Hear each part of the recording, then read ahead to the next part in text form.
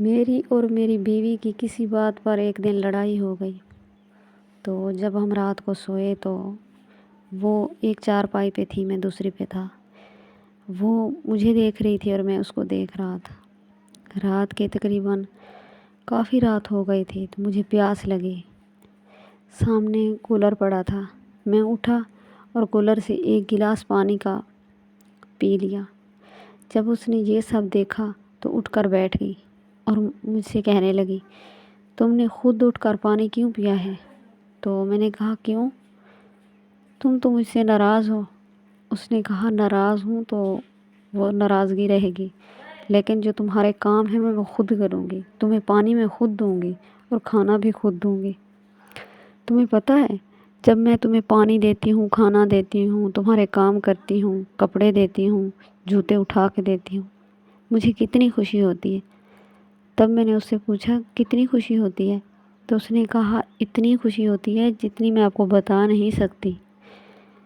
آپ کو تو پتہ نہیں ہے کہ میں تمہارے کام کر کے کتنی خوش ہوتی ہوں۔ تب میں نے کہا اچھا سو جاؤ۔ وہ سو گئی۔ مجھے رات بھر نیند نہیں آئی۔ میں سوچتا رہا کہ اتنی مجھ سے محبت کرتی ہے۔ صبح کو اٹھ کر میں نے اس کو سوری کیا اور ہم دونوں آپس میں صلح سے رہنے لگے۔ جب کچھ ماہ بعد وہ بیمار رہنے لگی، میں نے جا کے اس کو ہاسپیٹل میں داخل کروایا۔ جب ٹیسٹ وغیرہ ہوئے تو اس کی رپورٹ میں کینسر آیا۔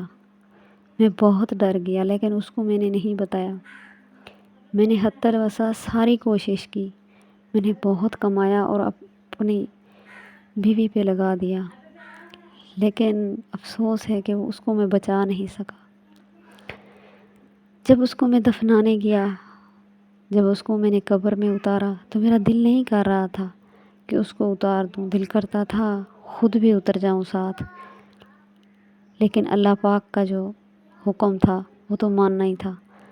جب میں گھر آیا تو اس دن کے بعد آج تک مجھے سکون کی نہ نیند آئی ہے اور نہ دن میں سکون ملا ہے۔